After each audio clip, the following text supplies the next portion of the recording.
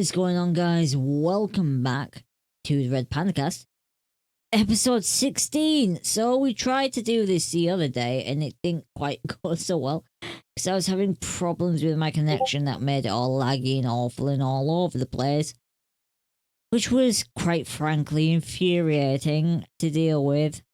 I also need to figure out why my Discord's beeping. I don't know why, because I have it set so it doesn't beep, so that's the thing. Because Discord just likes to update and be annoying sometimes.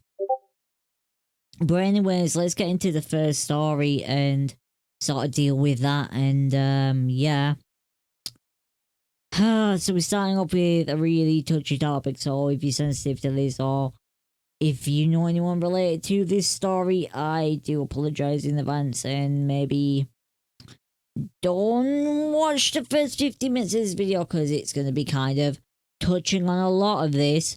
But we're starting off with Astroworld, Travis Scott, because if I don't talk about it, then people ask why I'm not talking about it, and I don't really like to get into these topics, but yeah, it's not that I don't think they shouldn't be reported, it's that for me personally, it really puts me on a downer to talk about stuff like this, but it needs to be discussed as well. So this one is from Insider, and this is that Travis Scott kept playing for more than 30 minutes after the police declared Astroworld a mass casualty event. So as many of you will know, over the weekend last week, there was a mass casualty event at Astroworld where Travis Scott was performing. It was hosted by Live Nation, and 8 people died and over 300 people were injured. So, yeah. There was a long gap between the mass casualty declaration at Astroworld and the show's end on Friday. The declaration came out at 9:38 p.m. and the concert continued until at least 10 past 10. 8 people died and hundreds of other people were injured as the crowd surged. Over 3 million people read Morning Brew. You should too. I'm pretty that's an inside thing. I don't know why they're advertising that in the headline. So the rapper Travis Scott kept playing for more than 30 minutes after the police declared it a mass casualty event. Houston Fire Chief Samuel Penner said early on Saturday that a mass casualty event has been declared at around 9:38 p.m. during Scott's performance. Scott kept performing until 10:15 p.m. a 37-minute gap, according to the New York Times and Houston Chronicle. Other reports include from Reuters described officials as saying the show stopped at 10 past 10. And at least 8 people have died. This has been confirmed now, but it's not clear how much Scott knew about what was happening in the crowd while he was on stage. But there's videos of these emergency vehicles at the back of the crowd with the lights flashing, and I can't believe that anyone would think for a second that if you see the red and blues going at the back of an event, your event, that you wouldn't think something was wrong. Not genius, not trying to cast doubt or anything, but if that was me and I saw flashing lights, red and blue flashing lights off a vehicle, lighting up half my event, I would definitely think that something was wrong. So I want to make it clear, we weren't aware of any fatalities until the news came out after the show, and in no world would we have continued filming or performing, Kylie Jenner said on Instagram on Sunday. And this has not gotten her favourable attention because it wasn't... People weren't annoyed or blamed her. What upset them was she inserted herself into something that she didn't need to insert herself into. So people were like more on the fence of, why are you talking about this? There's no reason you should be talking about this. And you are, and it's not making it better. Right? essentially you're putting yourself in the crosshairs, and then it's the fact that it makes it seem like she was part of it. It's like, what? Why would you do that? So attendees told inside Joshua Zitzer, the organizer acknowledged the desperate concert goers who pleaded for them to stop the show. And yet, fans urged the plea with Scott to stop the Astrofest show. Amid the mass casualty event, he continues to sing. Stop the show! Stop the show! Stop the show! Stop the show! Stop the You know, you have people screaming this. Stop the show!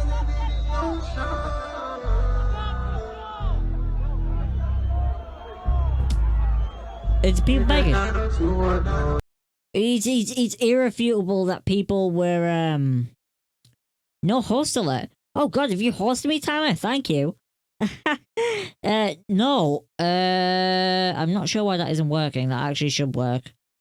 Maybe Stream Elements is having a little hissy fit. How are you doing, Tama? But you know, there's people screaming in the crowd, stop the show.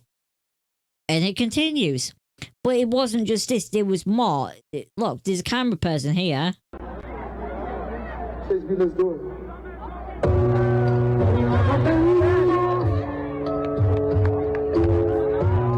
There's people, look, there's people climbing up there and they're screaming. Look, there's people. There's a guy there literally saying, you've got to stop this. There's a guy there saying, he goes, I'm good, Tama. Well, I'm not, I'm good, but like, I'm not good at the same time. Like, I'm fine, but like, I just had one of them days where, yeah, like, I don't understand, like, there's so much that came from this. I'm obviously going to move on to the next article.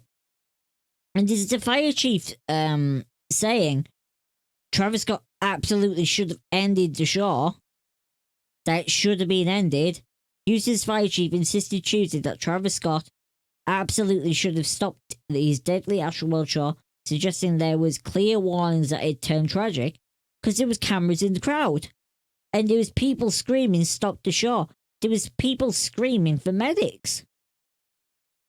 And then you had, that afterwards, apparently he attended a party at Dave and Buster's and was supposedly still unaware of the situation that had been going on for the last hour. Basically for 45 to an hour plus. By the time he left there, it would have been an hour. So basically for an hour this has been going on. And he says like, oh, I didn't know anything was happening. Drake organised an after event and I went to it. And then only halfway through did we realise and then we shut it down. Is what it says in here. And it's absurd. But he's being sued now by multiple people. There's a lot of lawsuits coming in. Not just him. And I want to preface this isn't just like, oh, it's all Travis Scott's fault. There is absolute issues with the way the entire event was handled. Especially by Live Nation, especially by the security. The security was not adequate for the event and what happened. There's people who stormed the event and broke down barricades and ran through security, and security just didn't want to or didn't have the ability to stop them. So it was one of them where there was so many people and there was just no infrastructure or plan there. There just wasn't. And now you've got Travis Scott and Live Nation being sued by a 9-year-old Astroworld victim. Ben Crump files on behalf of Ezra. So Ezra Blount, the youngest victim of Astroworld concert tragedy, is suing Travis Scott and Live Nation for horrific injuries he suffered. Injuries that might still cost him his life. Currently, Ezra is in a medically induced coma. He's a 9-year-old who was trampled nearly to death during the Friday night concert in Houston, according to the lawsuit, which has been filed by civil rights attorney Ben Crump. Ezra was suddenly forced to watch in terror as several concert goers were injured and killed. And then in the docs obtained by TMZ, Crump says Ezra was kicked stepped on, and trampled as people around him were lifting up unconscious bodies of friends and strangers and surfed them over the top of the crowd, hoping to send them to safety. So apparently he was on his father's shoulders. So what it seems like is that obviously he would have seen everything that was going on in front of him. But what it seems like is that people went down and got hurt. And then in an attempt to save them people, he also ended up going down and then got kicked, trampled, and stepped on, which obviously is absolutely horrible. But like I say, he's in a medically induced coma, and there's no way of knowing what it's going to be like for him afterwards. So it's awful, obviously. The suit vividly describes many of the images we've seen in the videos. According to the suit, Ezra remains in a medically induced coma and on life support after suffering severe damage to his liver, kidney, and brain, and the injuries will impair his quality of life and ability to grow and thrive. So this isn't like he just got a sprained wrist or something. This is like extremely serious. This is something that is going to really affect him for the rest of his life, both physically and emotionally. And there's also another lawsuit from Bahati Shahani, 22, who is on a ventilator and has been declared brain dead from the injury at Astroworld Festival. The Texas student was separated from his sister and cousin, and during the crowd surge on the night of the music festival. So she was a 22-year-old Texan A&M University senior and was declared brain dead following the injury she suffered at Astroworld Festival during the crowd surge. She was separated from her sisters, who were trying to hold on to each other, and then when the crowd surged, she got lost in the crowd. And the next time they saw her was when they were in the ER room. And obviously, you know, they saw what condition she was in, and later she was declared brain dead. Once we let go of her hand, the next time we saw her, we were in ER, said Namrata. Namrata is her sister, as well as Balani, who is a cousin. Bharati was taken to Houston Methodist Hospital by an ambulance, and she was given CPR on the way there. Her family tells the outlet she had suffered multiple heart attacks on the way to the hospital. When the parents learned the news, they rushed to multiple area hospitals before finding her. The doctors, they say the chances of survival are nothing, which I have not spoken to my wife until now. We keep saying we'll pray, her father, Sonny Shahani, told ABC. I request all of Houston to pray for her. Maybe the prayers might work as a miracle for her. So, yeah. And obviously there's also the people who have died, and yeah. Those are Jacob Jurnek, John Hilgert, Brianna Rodriguez, Franco Patricio, Axel Acosta, Rudy Penna, Madsen Bisky, and Danish Berge, who have all been identified those who died on Friday. And yeah, Travis Scott's still talking about it, and he says that he'll refund all Astroworld attendees and has cancelled the day of an upcoming festival appearance. I mean, obviously he's going to cancel a date of an upcoming festival appearance because if he went through with it, what on earth would happen? There would be absolute outrage by people. He's doing that because I don't even know what would happen. It would just be all round bad. So yeah, he's cancelled an upcoming festival appearance. And yeah, that's kind of where he stands with it. He's done other stuff. He has, and I don't even want to go into that because it's just none of it's good. It's just not good. Everything surfacing is not good in general. And then all of the stuff he's trying to do to mitigate it, it doesn't look good. It doesn't look like someone trying to be a good guy. It looks like someone who's like, oh wow, I really messed up. I need to make people like me again. Have you ever done something really wrong? Like, have you ever done something bad that's made you feel like bad? And you thought, wow, I really crossed the line here? This is what this strikes me as a person who's like hit that line and gone over it and thought, oh my god, what am I going to do to get back to the other side? That's what this feels like. Alright, give me 1 second.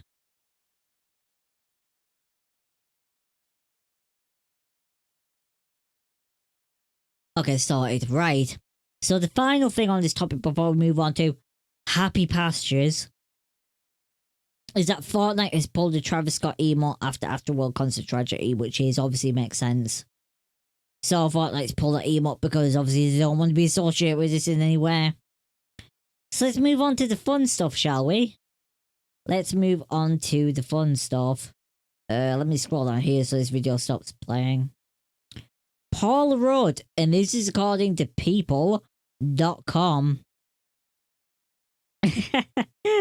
Yeah, I hate that topic. I really didn't want to cover it, but at the same time, I was like, I need to talk about it as well, because if I don't talk about it, then people will be like, why didn't you talk about that thing that was like the big thing last week? And it's like, because it's not good for my mental health. But anyway, Paul Rudd is People's 2021 sexiest man alive. And he says that he's getting business cards made.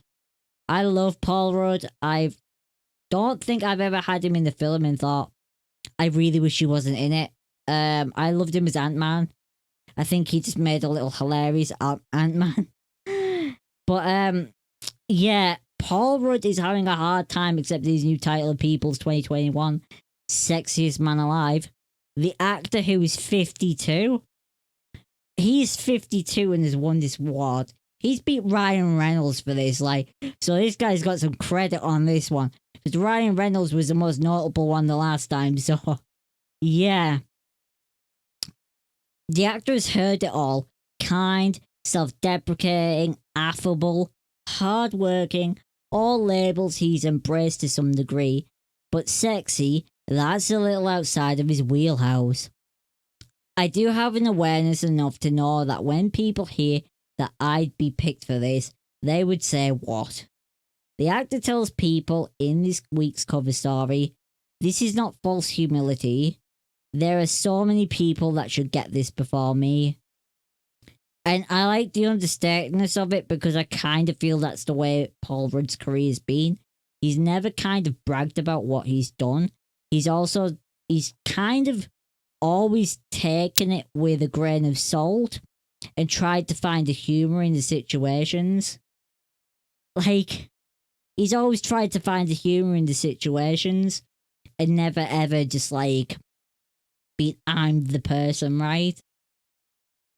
And I think that's what makes him so charismatic, is that he's the kind of relatable person you can get along with. So with that humble deflection coupled with those gorgeous green eyes and easy grin is exactly why audiences have fallen in love with Rudd over the years, and I'd agree with that one. This month alone he's doing films blah blah blah. Despite his rise to leading man's superstardom, Rudd insists he's most happy when he's at home with his family, with his wife of 18 years, Julie 53, and their kids Jack 17 and Darby 12. When I think about myself, I think about myself as a husband and a father. Like, I'm that, he says. I just hang out with my family, and when I'm not working, that's what I kind of like the most. The actor's wife was the only person he told about this prior, and she says she was stupefied, he says. But you know, she was very sweet about it. After some giggling and shocks, he says, oh, they got it right, and that was very sweet. She's probably not telling the truth, but what's she going to say? And I think that's kind of like a little moment that you don't generally hear shared. But I feel like that's like a little moment between people who've been together for a long time, where they're kind of like, yeah, but you are my person who is this. right? You know, do you necessarily believe, like, oh, that he's the sexiest man alive? No. But he's her sexiest man alive kind of thing, right? You get what I mean? I think that's kind of sweet in a way. You know, that acknowledgement sort of thing. Rudd is expecting his circle of friends to give him so much grief. As they should, I would, he allows. I mean, I'm going to lean into it hard. I'm going to own this. I'm not going to be try to be like, oh, I'm so modest. He says that he's going to get business cards made with it written on. But all of his friends will destroy me. And he says, I expect them to. And that's why they're his friends. Now that he's officially sexy, Rudd anticipates that his life's going to change a lot. And this is the part that made me laugh the most. Because I'm pretty sure he said this sarcastically. And it was that I'm hoping now that that I'll finally be invited to some of those sexy dinners with Clooney and Pitt and Michael B. Jordan, he says. And I figure I'll be on a lot more yachts. I'm excited to spend my yachting life. And I'm probably trying to get better at brooding in real soft light. I like to ponder. I think this is going to help me become more inward and mysterious. And I'm looking forward to this. And I like that last little quote because I'm pretty sure that's a complete joke. But at the same time, to have that humor and level of acceptance and I don't know, people could have there's a lot of people who would have said a lot of things in a different way. And that's why I like Paul Rudd, because he's very understated in the way he opinionates himself. But we're getting on to gaming stuff now, which is the fun stuff. And we're starting off with Henry Cavill. And this is from GamesRadar.com. Henry Cavill spent lockdown playing the Witcher games on hardest difficulty setting. So obviously we all know Henry Cavill. He's the lead actor for The Witcher. He plays Geralt of Rivia. And he's played games before. He has played games before he played that. But he replayed them again in lockdown because he had obviously spare time on his hands. So he famously stepped on the foot of the continent by playing the Witcher games rather than reading the books. Playing Geralt in the Witcher Netflix series doesn't exactly buy the actor much free time. But during lockdown, Cavill finally had some time to replay the iconic series. He says he decided to put it on the hardest difficulty possible to play, which he has done before, and it was really quite stressful. He forgot how stressful he was. He told Total Film in the new issue of the magazine. I'm not going to even talk about that. These days, I'm not rich in time, so I haven't unfortunately had too much of a chance to have a go with the games again. Also in lockdown, production of Witcher 2 restarted with all new safety protocols in place, blah blah blah. This season, he says, I really wanted to make sure that we represented the books of Geralt more accurately and that we saw him speak more, says Cavill. I pushed really hard for that. Does this mean he's cheery? I wouldn't say cheery. He's still Geralt of Rivia, but he's definitely coming across as more of an intellectual. He sighs, it's a hard life monster hunting. I wouldn't recommend it. So, I kind of like this in some ways. Number one, because he's obviously he's read the books because he's talking about the books. But also he's played the games as well, so he understands the games and why people love the character.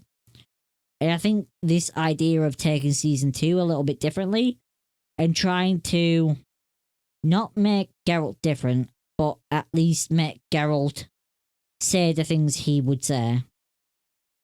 Because I think that is one weakness of Geralt, is sometimes he should have an opinion but doesn't say it. Whereas I think this approach might actually be beneficial to the character to have that insight into his mind and see just how special and unique Geralt can be as a character. And not just as a fighter and action, you know. Some of the most interesting things in The Witcher was when Geralt had those moments speaking with characters, those interactions in many ways were better than the action that followed or, you know, preceded after them. And yeah, I'm definitely excited to see what happens with season 2 of The Witcher. I am. I'm also looking forward to Cobra Kai in the Book of Boba Fett, which I talked about last week. So moving on to Twitter, and this one's a tweet from Phil Spencer. We've invested for years in Xbox so more people can play. With 4.5 million players so far across PC, cloud, and console, Forza Horizon 5 shows that promise coming to life. Largest launch day for an Xbox Game Studio game. Peak concurrent is 3 times higher than the Forza Horizon 4 high. Thank you, players, and congrats to We Are Playground. And this is just an amazing one. The gamers in general on PC and Xbox who share the Xbox Games Pass experience, who share the Xbox-driven, Microsoft-driven unification. Gonna have your podcast on speakers and go night-night, Panda. Okay, Tama. I appreciate it. I hope you do have a better night's sleep and that you get a good rest and stuff. I know you haven't been feeling 10 out of 10 lately, so I do hope that you have a good night's sleep and yeah, you can listen to my dulcet tones. I will definitely end up making you fall asleep very, very soon. But Benji Sales says, you, everyone at Xbox and the team at Playground should be very proud of what you have all accomplished with this game. Amazing quality and huge success commercially as well. Incredible stuff and look forward to the future of Xbox. And I think that's the thing. People... You too, Tama. I appreciate you as well. I hope you have a good night and yeah. I'll probably no doubt end up speaking to you tomorrow. Because no doubt I'll see you in a college chat or you might end up streaming again. I don't know when you're planning on streaming again. I know you've got that new job and congratulations on that as well because you deserve every success with that. And you'll have to send me some of the stuff that you make so I can see it. So I can be like, that's Tama! But yes, have a good night and thank you. Yeah. What's the point of new games when you can't buy a console? Getting 2 years now. Still haven't got my hands on Xbox Series X. I had to go crazy money, which I refused to. Well, that's kind of an industry shortage thing, isn't it, really? But maybe that person will have a PC. I mean, there's still component shortages for that, but if you have a PC, it's a lot easier, isn't it?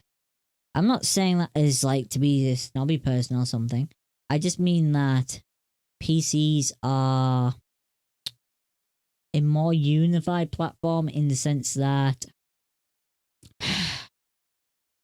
if you have a PC, I can play any game from the 90s pretty much to now.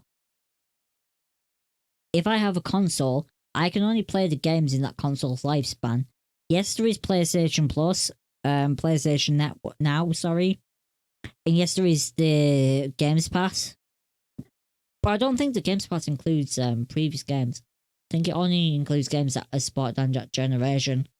But I know PS Now does allow you to play and emulate other games from other platforms, but there's issues with that, especially with connections because it's a streaming service and not a downloading service. Although I do believe they changed that for some games to some extent. But yeah, I don't know. I feel like what Xbox is doing is the right thing by making it more available to everyone. And I think PlayStation should seriously consider doing the same thing. About changing PS Now the way it works on PC. Making it so you actually download games and don't stream them. And allowing users to have that freedom to play as a part of the PlayStation ecosystem as well. Not just because exclusives don't work anymore. They don't work anymore, right? People want to have the longevity of a game. And when you have a game that's exclusive for one platform, it seriously compromises the player base in general. Especially for multiplayer games, this is true. Single player games, it doesn't matter as much. although you are hurting sales if it's a critically acclaimed series by not allowing others to purchase it on other systems. That's potentially millions of revenue that you're losing out on. You know, you could potentially lose out on 400 million extra dollars just by doing that. So I do feel that having that limitation is a problem. Not just with that though, but also where it says multiplayer experience. Player bases are important, and when you have crossplay and when you have the ability for people to play for multiple generations and stuff, where there's a cohesive ecosystem, that in turn makes the game last longer. That makes it more enjoyable for people, and it ultimately boosts the quality of the game because people don't have to pick and choose. It's not a struggle, it's not a chore, it's not like, oh, I've got to play it on this thing, I need to make sure this is updated. It's on whatever device that there is their primary device that they like to play on. And that's the thing as well. Some people like playing with keyboard and mouse. Some people like playing on PC with different monitors. Some people like playing on console because it's easy. And regardless of the way you pick or choose to play, then there shouldn't be a barrier that prevents you from playing with others, right? I think that's the point. That's where we should get to, where we remove the barriers and let gamers choose where do they want to put their money and what do they want to play with. Moving on though, so we obviously heard about Forza, but Xbox Game Studios is committed to making single player games. But studio could experiment with social elements in solo experiences. So yeah, Xbox was obviously acquired by Microsoft, and they have says that they are committed to single player games. Now, with that in mind, I won't go through this article specifically. The title's just the key point of it. But Bethesda wishes it could release Elder Scrolls 6 sooner than they planned, but wants to get it right. Which I think is fair. Bethesda's been through a lot of changes and they should make sure they get it right. Obviously, Microsoft is at the helm. They are the leading force behind this, and as you know, they want their single player experiences to be top notch. So there won't be leeway for Bethesda in this. And I think that the commitment to stick with single player is a good thing for Bethesda. That is what they've been most profitable at, to be honest, right? And they create some amazing stories, from Prey to Doom to Elder Scrolls to the Fallout series, and then also to Dishonored as well, to Wolfenstein. They have some great, absolute amazing franchises under the belt. And I think that sticking to their core grassroots is an important step.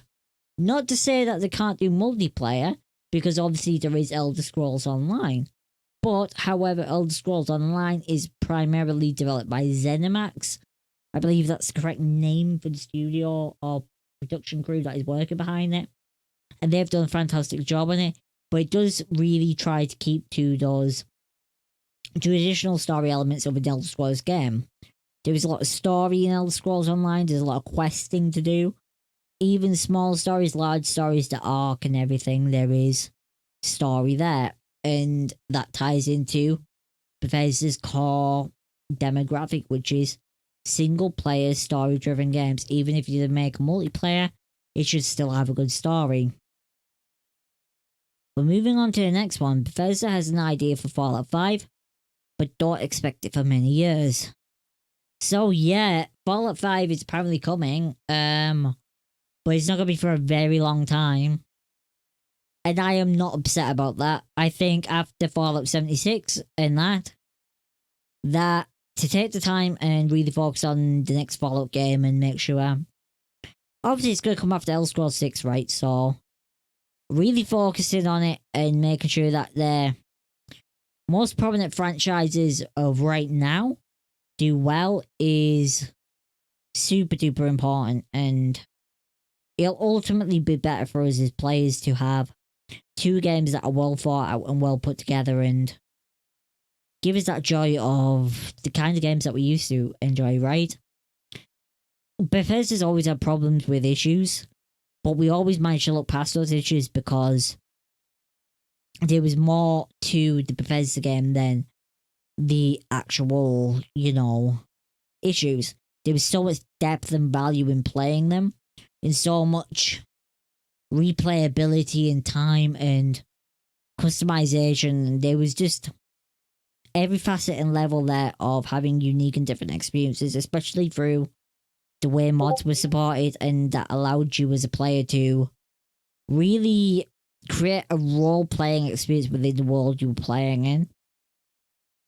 So yeah, I think them taking time to develop games is a good step forward in the company's direction, and I think Microsoft, in many ways, and the Xbox community in any ways, that's behind them, will have kind of not forced them, but driven this point home that, hey, we really want you to focus on the kind of things that your fans already love.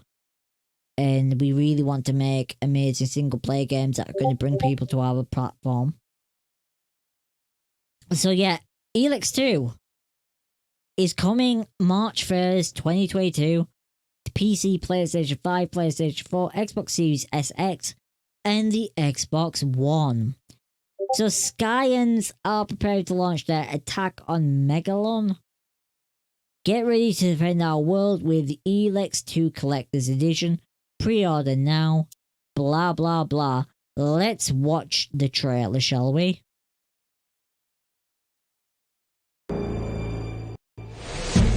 Right, full screen this, please. There we go.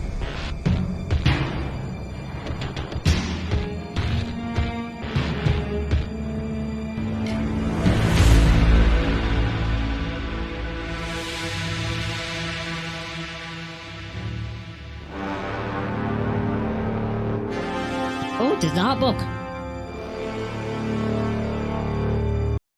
There's an art book. Oh my god, they're actually giving away an art book with it. That's interesting.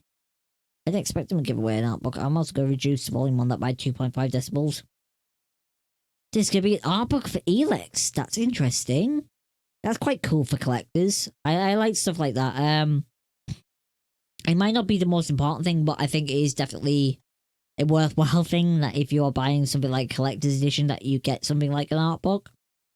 Because a lot of people like to collect that, especially to see underlined signs and stuff, or maybe just sneak peeks into things that they might not necessarily see as someone on the outside, which is good. Moving on though to Video Game Chronicle, and this is talking about Uncharted 4. So Uncharted 4 for PC and PS5 has been rated, which is surprising, but this is suggesting an earlier release date.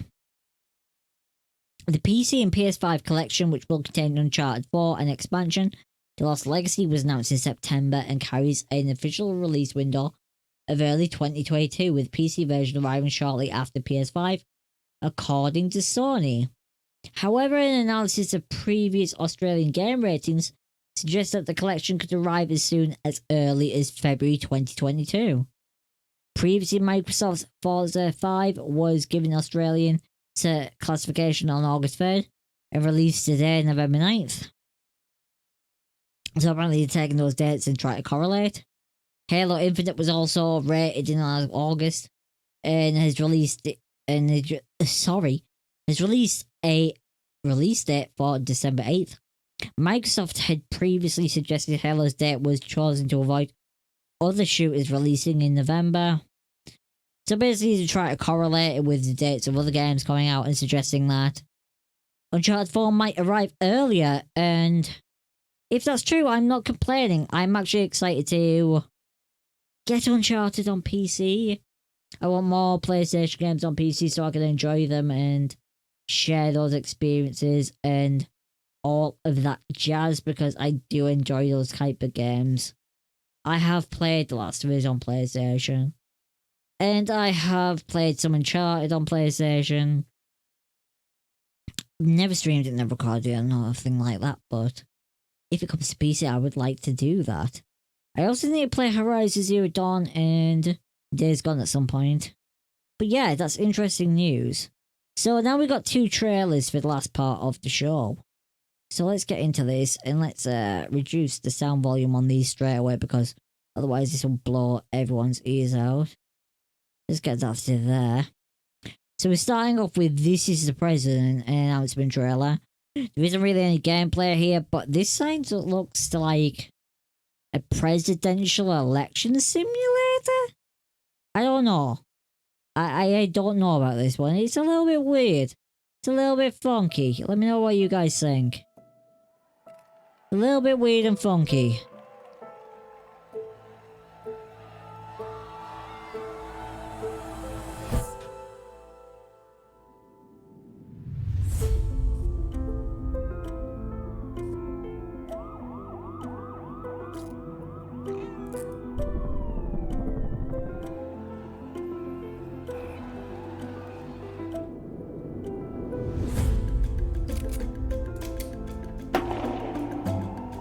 It's weirdly very pretty though.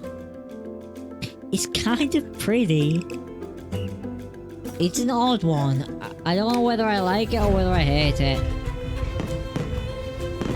I'm interested to see what the gameplay is of this. Because apparently it's story driven, but it's a management system as well. So I don't know. I don't know how this is gonna go. But I'm intrigued by it so far. I am intrigued by this game. But that was This Is the President.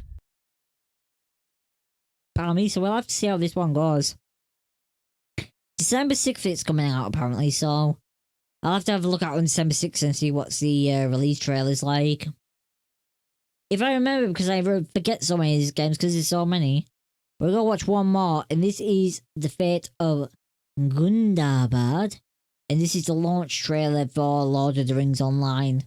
Now, Lord of the Rings Online is not something I played, but I heard they were meant to be getting a massive graphics overhaul, which hasn't happened yet, which is disappointing because it is an MMO, it is Lord of the Rings, so it should be popular, and apparently with the release of the Amazon series of Lord of the Rings, this game was meant to be getting a massive overhaul, so I'm hoping that's still going to occur.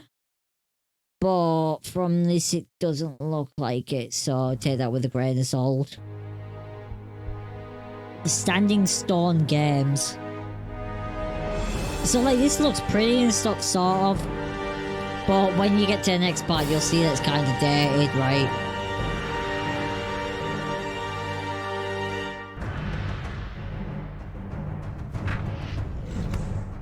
See? This is the thing, it's kind of dated here. In my brain, I was like, if they really polish this up, it would be something amazing. Yeah. I don't know. This game's been out a really long time, by the way, guys. It's not like this game is like, only came out a few years ago. This game's been out for like a decade or something. I think it came out like in 2011? 2010, 2011, like when did this game come out? Because I live connected below, right? Oh my god, guys. 2007. This game came out in 2007.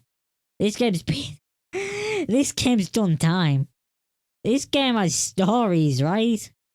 This game has absolute stories. But yeah, I hope they do upgrade the stuff and try to make it a better experience with the games involved and stuff. Like, I think that would be cool if they did do that, but hopefully they do it with start of the new series coming by Amazon. But anyways, guys, that's pretty much everything. So thanks for hanging out. I appreciate it. I hope you guys enjoy the mess of this Warriors podcast. I never ever plan these, by the way. I just pick the articles and I go with it and I roll with it and I talk about it. So I talk about for like 45 minutes straight on my own with no idea where the conversation's going to go, who's going to pop in, who's going to say what or anything. So that's why they're always a little bit crazy, dramatic kind of thing. But I appreciate you. Thank you for hanging out. Hit that like button, comment, subscribe down below. If you are viewing this on YouTube or BitChute, or follow me on any other platform that you are visualizing this on. Thank you guys, I appreciate it.